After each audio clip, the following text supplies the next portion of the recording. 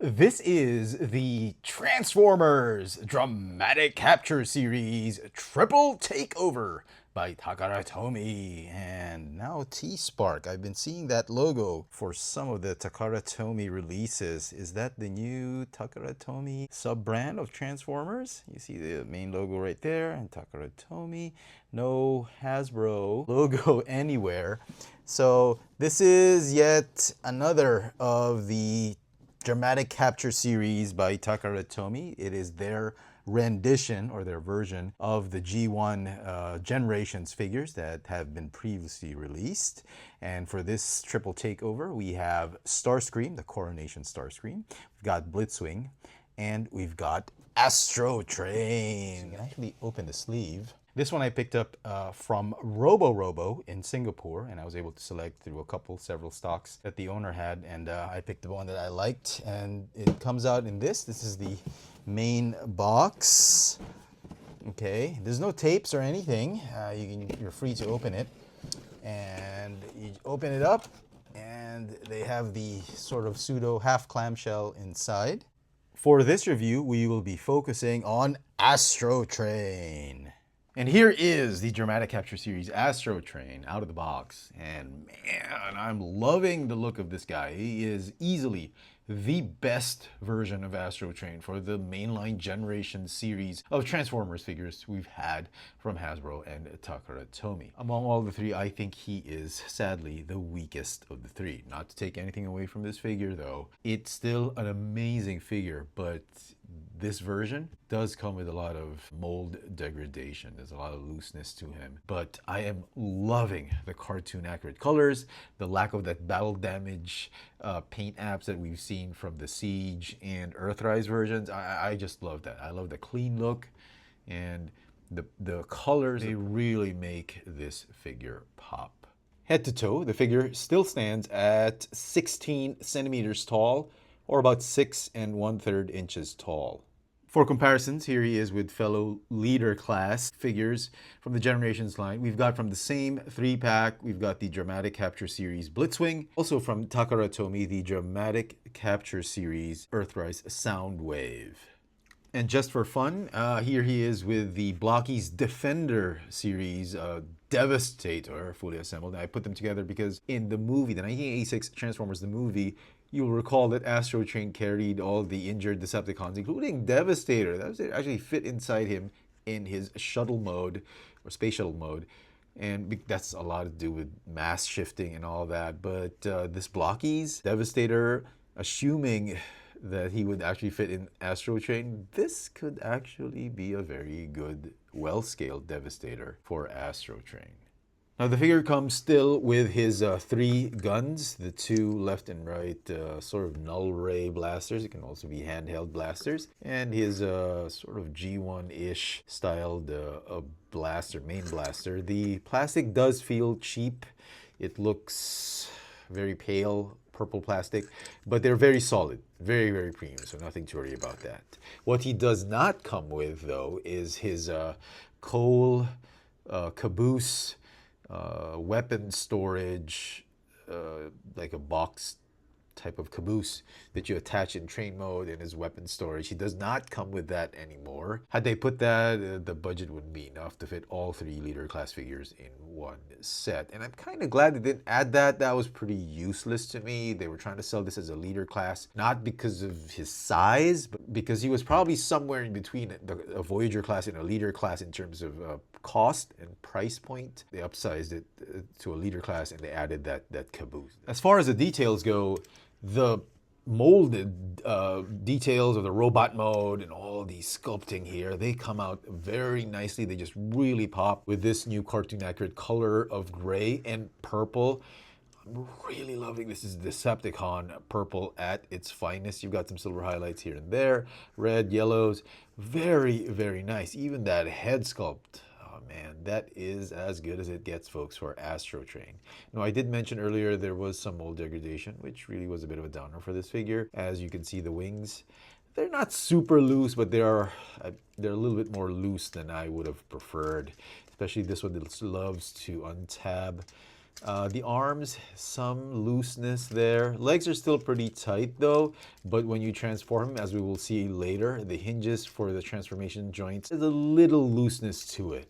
Not super loose, but you can tell that there's a little bit of mold degradation going on. So transformation will get him into his Space Shuttle alt mode first. You want to set the weapons off to the side. Okay, you want to do the arms. This, fold, and then tab. The elbows are very tight, still. Okay, same here, fold up, rotate. Still had a difficult time just tabbing in the forearm onto that shoulder, so it's good that it's still tight. Okay, and then you just want to pop these shoulder panels up and they'll stay there. These chest panels, they're going to move up, move like this, fold back down, and then the fin is going to fold up, and then this entire assembly is going to like tab onto the arms. It's still going to be very flimsy at this stage. It will be solidified when the wings fold up. So this one, just don't worry about it if it loves to pop off. We're going to fix that right now. Okay, you're going to fold the wings back up here, and as you can see, they should tab and tighten that connection with the arms and the fin. Just make sure everything's tight.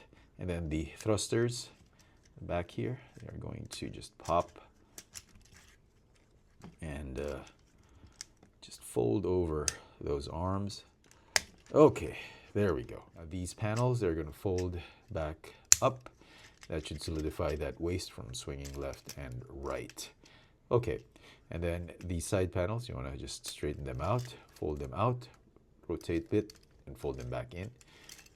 And then these panels right here, you want to move them apart from the main middle of the leg, midsection of the leg. And then these toes or the feet, they're going to fold down. The instructions just tell you to fold down, but there is a tab, like a thin tab right there. You want to unpeg that first before folding it back down. And you can see it's very thin. Strong plastic though, it's not going to break anytime soon, but it can get brittle over time. And just make sure you do that first before folding it, okay? And then they fold all the way back to the back part of the leg. As you can see, it will reveal that space shuttle cockpit. I'm gonna go ahead and fold these panels up. At this point, you can join that cockpit, those legs, and then these panels are just going to sandwich and come back here. Okay, here we go. And then just tab everything together. So far they're staying. Mine has a little trouble tabbing in together flush, but that's okay. Okay, and there you go. There is Astrotrain Space Shuttle alt mode. Now, arguably, he's a lot easier to transform than Blitzwing. So yeah, very, very nice. And my complaints from my previous reviews of this mold, figures are still there. You got a lot of like skeleton, like bones exposed here. There's not a lot of panel to cover it up. You can, if you want to, just add I suppose you can add the guns just to cover it up, because it's very unsightly. Yeah, and then the main gun can be here.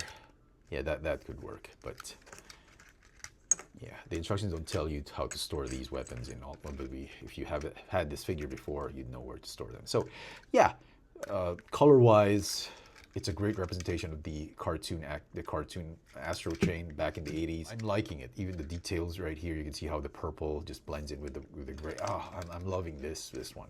For some comparisons, here he is with Voyager class Cyclonus. And as I mentioned earlier, 1986 movie, Astrotrain was the transport for the injured Decepticons, and these Galaxy Defender 2.5-inch blockies transformers are kind of in scale with him in alt mode. Obviously, they're not in perfect scale, but I think they kind of work.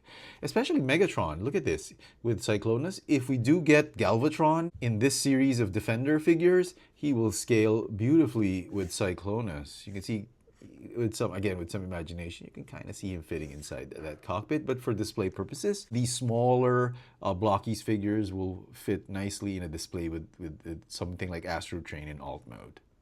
And now to get him into his locomotive engine or train mode, unpeg this thing again, unfold and fold it back. Fold that back there, and then if you can, just peg the arms back onto the booster rockets or the boosters. All right, and then the wings, they're going to fold. They're going to close, just like how the old G1 toy transformed. The wings really just fold up and tab onto the rear part of the shuttle. Okay, now this part is almost like fairly done already. So all you need to do is just fold back that the space shuttle cockpit, which also in G1, just like the old G1 toy, that's what you need to do. Okay, you want to split it open up first. You want to just fold out this bit right here. You want to rotate the halves of the space shuttle cockpit, and then you want to combine the front part of that locomotive engine right there. And yes, you can already see, just like in the old G1 toy, the underbelly of the space shuttle is actually the top part of the train. So that's what we're going to do right now. Just make sure everything's tight. Fold these back up, just like in space shuttle mode. Okay, and then these panels are going to fold down. Don't tab them in just yet until you've swung these pieces like that. Then you can go ahead and lock in these panels. And then finally, this bumper piece, front part of the locomotive, is just going to slide down, lower those wheels. And then finally, here we have him in his train mode, locomotive train mode. Rolls very, very nicely, and the purple just envelops that whole the train mode, and I am loving it with the boosters. And if you have leftover Siege, Earthrise, Kingdom blast effects, they fit nicely onto these peg holes if you want them to. Now the instructions don't say where to put the weapons. This is tricky. There's only 2 peg holes, so if you wanted to, you can put either one of these guys there, but this is the one that fits nicely like that. Good looking train. Locomotive alt mode. For comparisons in alt mode, here he is with the Voyager class Armada Universe Red Alert. And once again with the Defender version blockies figures of Soundwave Megatron and Starscream. Again, they fit, I think with some imagination, they fit really well with Astrotrain's alt mode. And to get him back into robot mode, you simply reverse everything. Go ahead and fold these up. Swing back these pieces right here. Go ahead and split these panels up. Go ahead and pop back those wheels. Fold these things back. Go ahead and rotate the shuttle bits. And then fold back these side panels down. You want to go ahead and fold back the feet. And just tab them right back in there. Tab. And then these panels, I'm going to fold back, skew at an angle, then fold back onto the side of the leg. These skirts are going to fold down. The wings are going to fold back out. Boosters are going to fold back. The wing assembly is going to fold back down and tab back on the backpack. And then lastly, the arms are going to fold back and tab onto the shoulders. Go ahead and fold back, rotate, fold out that fist, fold back, down, rotate, and fold back that fist. And there you go. In case you're still wondering about articulation, it's still the same. Ball jointed neck, waist swivel, shoulders go in and out, forward, backward, 360, bicep swivel, double hinged elbows. The wrists go up and down because of transformation. Hips are on hinges, allow you to do the splits, kick forward, backward, thigh swivel, hinge knees, ankles at the rocker tilt. And so some final thoughts on this dramatic capture series, Astrotrain. I still think it is the best mainline Generations figure of Astrotrain from Takara Tomy and Hasbro that we've ever had. I'm loving this new color scheme. This is a very cartoon accurate color scheme with the purples and the grays and all that. And I think it just makes the whole figure pop.